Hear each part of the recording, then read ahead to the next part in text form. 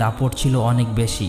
এরপর সময় এসেছিল 570 খ্রিস্টাব্দে। তখন মক্কার নেতা ছিলেন নবীজির দাদা এবং কুরাইশ বংশের প্রধান আব্দুল মুত্তালিব, যিনি কাবা ঘরের রক্ষণাবেক্ষণের দায়িত্বে ছিলেন। আর নবীজি তখন মা আমিনার গর্ভে। এর মধ্যে হঠাৎ একদিন আরবে বিশাল হস্তি বাহিনীকে দেখা যায়, যারা ক্রমশ মক্কার দিকে এগিয়ে আসছে এবং মানুষজন তাদের ভয়ে বাড়িঘর ছেড়ে পালাচ্ছে, কারণ সেই হস্তি বাহিনীকে প্রতিহত করার মতো শক্তি তাদের ছিল না।